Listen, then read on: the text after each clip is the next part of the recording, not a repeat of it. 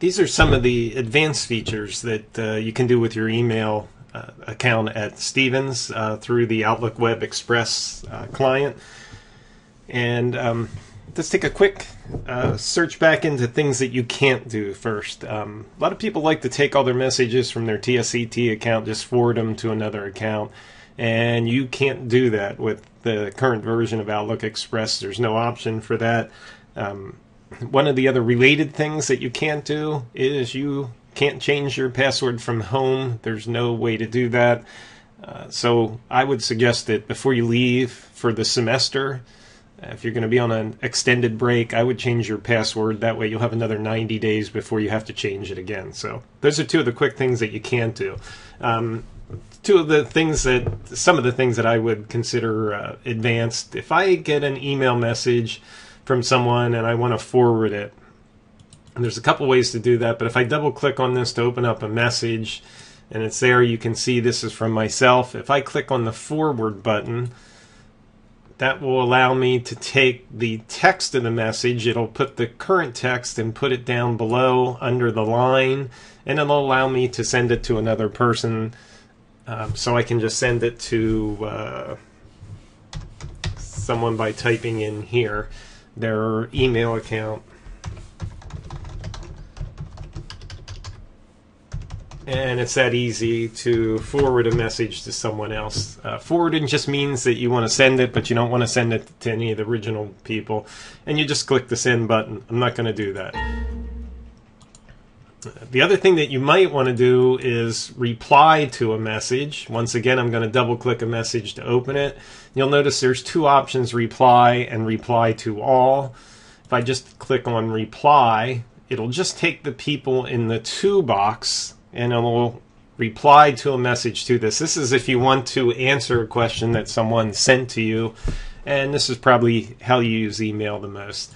There are other options up on this top bar here for reply, reply to all, and forward. And by the way, reply to all just replies to everyone that was sent the original message, all the people in the to, the CC, and the BCC blocks. So these would allow you to reply to a message without opening it first, and not too many people use those options often, but they are there for you to do it.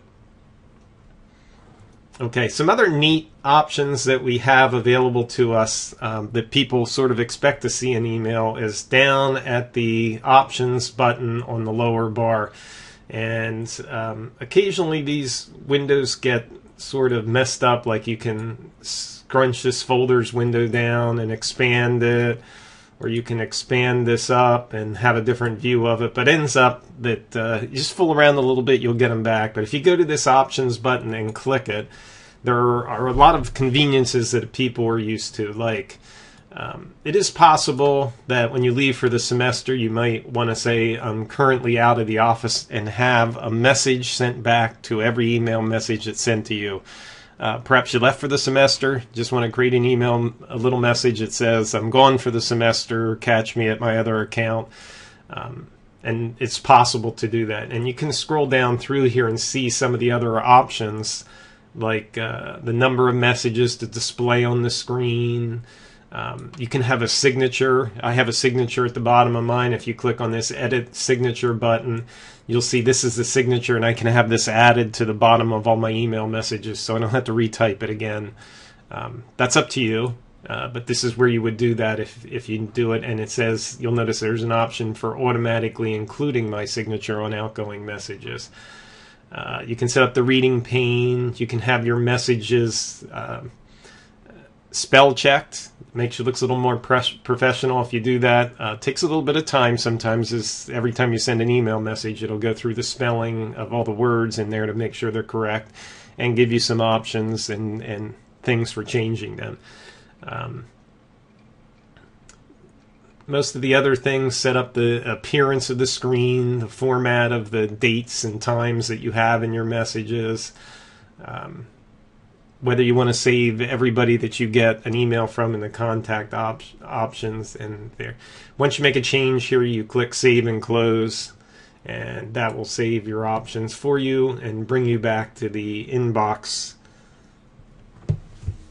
and it's there. Some other things that are really convenient to do. A lot of times you're hunting for messages and you have an idea of who sent you the message, when it was received, or the subject in the message. And you'll notice these little boxes up above here. And if I click on the From box, it will organize my messages based on who they were sent from in alphabetical order.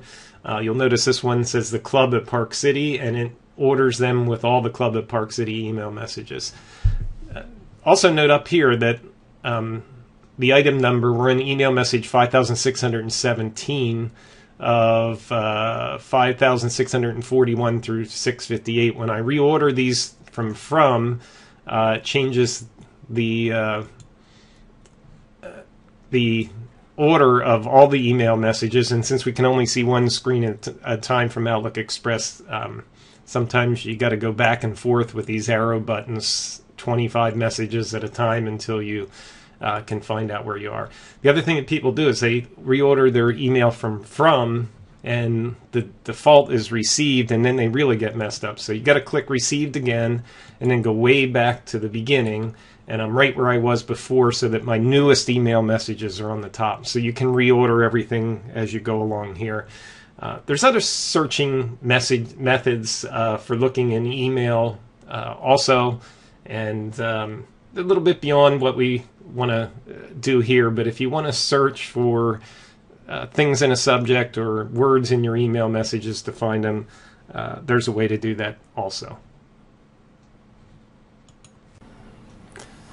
And one last thing that you might want to do is set up your iPhone or your iPad device or one of your other smartphone devices to take a look at the email and pick it up so you can get your email from there.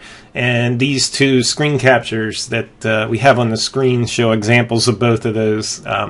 Usually end up noting that the server, which is mail.stevenscollege.edu, and maybe the domain name may be required, and that's TSCT. Those are the two options that you probably need for setup of those type of devices.